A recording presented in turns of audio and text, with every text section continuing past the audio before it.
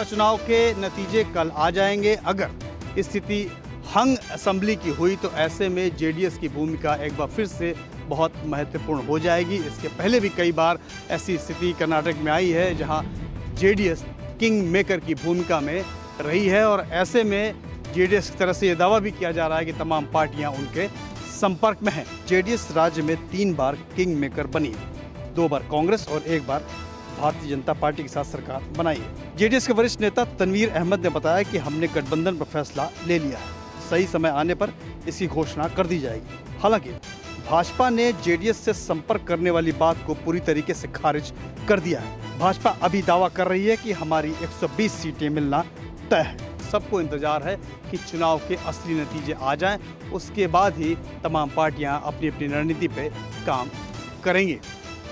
Cameraman Avinash Rana के साथ प्रशांत देव, news 24। Karnataka विधानसभा चुनाव के नतीजे आने में चंद ही घंटे शेष हैं। ऐसे में न केवल राजनीतिक दल बल्कि यहाँ की जनता में भी खासा उत्सुकता नजर आ रहा है। उत्सुकता इस बात को लेकर कि साल 1983 के बाद कर्नाटक में कभी भी पूर्ण बहुमत की सरकार ने 5 साल तक राज्य नहीं किया। ऐसे में इस बार खंडित जनादेश देती है जनता या कि पूर्ण बहुमत की सरकार बनती है, इस पर निगाहें रहेगी। लेकिन जनादेश आने के कुछ ही घंटे पहले सभी राजनीतिक दल अपनी ओर से दोनों ही पक्षों को ध्यान में रख के अपनी अपनी रणनीति बनाने में जुटे हुए हैं और इस रणनीति के तहत दोनों ही दलों के नेता अपने अपने पार्टी के जो चुनाव लड़ रहे प्रत्याशी हैं उनसे उन्होंने जमीनी स्तर पर फीडबैक लिया। यहाँ तक कि कार्यकर्ताओं से वे बातचीत कर रहे हैं वीडियो कॉन्फ्रेंसिंग के जरिए। साथ ही कांग्रेस और बीजेपी ने अपने अपने प्रत्याशियों को खास तौर पर यह डायरेक्शन दे दिया है कि वे जब तक रिजल्ट पूरा नहीं आ जाता अपने अपने निर्वाचन क्षेत्र में ही रहें। लेकिन देखना यही है कि कर्नाटक की जनता का जनादेश क्या होता है। कैमरामैन दिलीप के साथ श्रीवत्सन, बेंगलुरु, न्यूज़ 24। दिल्ली सरकार का केंद्र सरकार और एलजी के साथ जारी गतिरोध थमने का नाम नहीं ले रहा है। संविधान पीठ द्वारा दिल्ली सरकार के अधिकारों को लेकर फैसला आने के ठीक एक दिन बाद केजरीवाल सरकार सचिव के ट्रांसफर के मामले को लेकर सुप्रीम कोर्ट पहुंच गई। आप सरकार ने सुप्रीम कोर्ट के सामने इस मामले को उठाते हुए केंद्र सरकार के पर यह आरोप लगाया कि अधिकारियों का ट्रांसफर उन्हें नहीं करने दे रहे हैं। सुप्रीम कोर्ट इस याचिका पर सुनवाई के लिए तैयार हो गया है और माना जा रहा है कि अगले हफ्ते इस पर विचार होगा। दिल्ली सरकार का आरोप है कि केंद्र सरकार ने सर्विसेज सेक्रेटरी के तबादले के मामले पर केंद्र ने कोई पहल नहीं की है। दिल्ली सरकार ने आशीष मोरे के ट्रांसफर की फाइल एलजी के पास भेजी थी। इस ट्रांसफर को एलजी ने अवैध बता दिया है। जाहिर तौर पर जिस तरीके से सुप्रीम कोर्ट ने बड़े फैसले दिए उसके बावजूद जिस तरीके का गतिरोध दिखाई पड़ रहा है दिल्ली सरकार और केंद्र के बीच, यानी कहीं न कहीं साफ दिख रहा है कि ये विरोध गतिरोध फिलहाल थमने का नाम नहीं लेगा। कैमरा पर्सन अमित राय के साथ Pallavi Jha, Delhi, news 24। Supreme court का फैसला आने के बाद महाराष्ट्र के पूर्व मुख्यमंत्री उद्धव ठाकरे ने एक बार फिर शिंदे और फडणवीस पर निशाना साधा है। उन्होंने इस सरकार को गैर कानूनी बताते हुए प्रधानमंत्री नरेंद्र मोदी से मांग की है कि वो इस सरकार को हटा दे। महाराष्ट्र में जो कुछ भी हो रहा है वो गलत हो रहा है और इसे रोकना चाहिए, क्योंकि इनकी वजह से महाराष्ट्र की छवि जो है वो धूमिल हो रही है। उद्धव ने कहा कि तत्कालीन राज्यपाल भगत सिंह कोश्यारी का जो आदेश था वो गलत था। उन्होंने नैतिकता के आधार पर इस्तीफा दिया था और अब शिंदे और फडणवीस को नैतिकता के आधार पर अपनी कुर्सी छोड़नी चाहिए। उद्धव ने यह भी कहा कि कोर्ट ने अब अपना फैसला सुना दिया है। विधायकों की योग्यता और अयोग्यता पर फैसला विधानसभा के अध्यक्ष को लेना है। उन्होंने मांग की है कि विधानसभा के अध्यक्ष विदेश में हैं और विदेश से आने के बाद जल्द से जल्द इस पर फैसला लें। कैमरामैन विनोद के साथ राहुल पांडे, न्यूज़ 24, मुंबई। प्रधानमंत्री ने गुजरात को दी 4,400 करोड़ की परियोजनाओं की सौगात। प्रधानमंत्री एक दिन के आज गुजरात दौरे पर है और उन्होंने आज गुजरात के 4,400 करोड़ रुपए की परियोजनाओं की शुरुआत की। साथ ही लाभार्थियों को केंद्र सरकार की आवास योजना के तहत बने मकानों का आवंटन भी किया।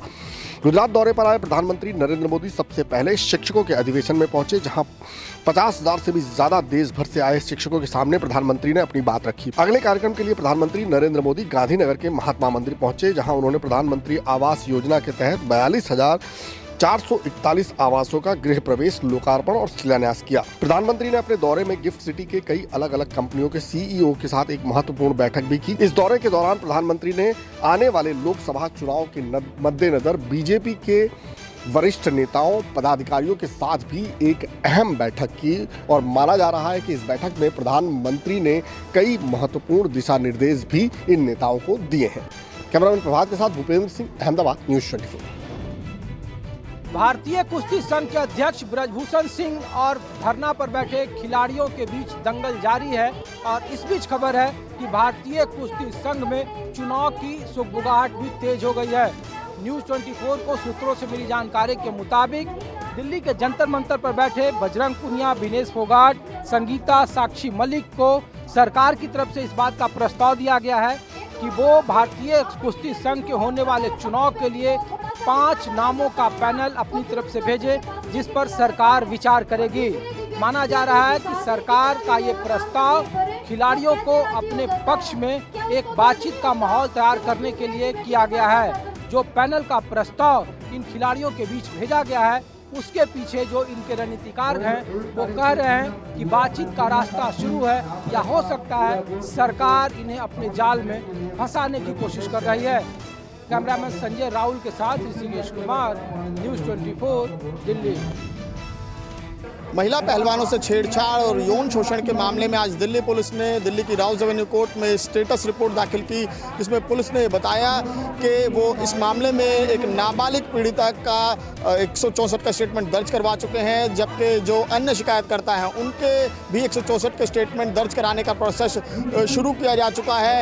एक पीड़िता शिकायतकर्ता जो है उसका आज 164 का स्टेटमेंट रिकॉर्ड करवाया जाएगा। इसके अलावा जो बाकी 5 शिकायतकर्ता हैं उनके भी 164 के स्टेटमेंट जल्द रिकॉर्ड करवाए जा सकते हैं, जिसके बाद कोर्ट ने पुलिस को और 15 दिन का समय दिया और 15 दिन के बाद अब 27 मई को इस मामले में एक नए सिरे से स्टेटस रिपोर्ट दाखिल की जाएगी पुलिस की तरफ से, जिसमें पुलिस ये बताएगी कि अब तक की उनकी जांच कहां तक पहुंची है। इस मामले में अब दिल्ली पुलिस की एक SIT बनाई गई है, जिसको लीड कर रही है एक महिला DCP और इसके अलावा उस टीम के सदस्य जो है वो 4 महिला पुलिसकर्मी हैं। जो स्टेटमेंट पीड़ितों की तरफ से दिए गए हैं, शिकायतकर्ताओं की तरफ से दिए गए हैं, उनको लगातार वेरीफाई किया जा रहा है। कैमरामैन विजय के साथ कौशिक, न्यूज़ 24, दिल्ली।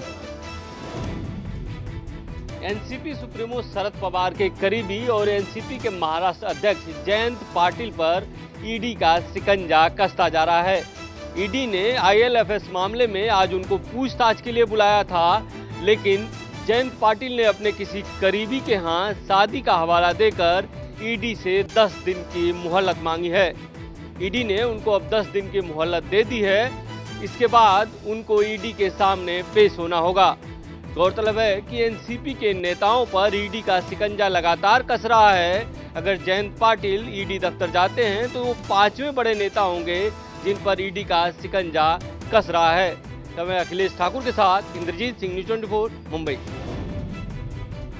श्रीनगर में डल झील के अंदर एक अनोखी मछली मिली है जो बिल्कुल मगरमच्छ की तरह दिखती है और इस मगरमच्छ जैसे दिखने वाली मछली को देखकर सभी लोग हैरान हो रहे हैं, हैरत में पड़ रहे हैं। ये श्रीनगर का जो चर्चित मशहूर डल झील है उसकी सफाई के दौरान ये मछली सामने आई है। इस मछली को जब गौर से देखा गया तो 1 फीट लंबी इस मछली का अगला हिस्सा बिल्कुल ही मगरमच्छ की तरह दिखता है। मगरमच्छ की तरह इसके दांत भी है और पिछला हिस्सा जो है वो बिल्कुल मछली जैसा है और तुरंत इस मछली का जो वीडियो और फोटोग्राफ्स है वो इंटरनेट पर वायरल होने लगे और लोग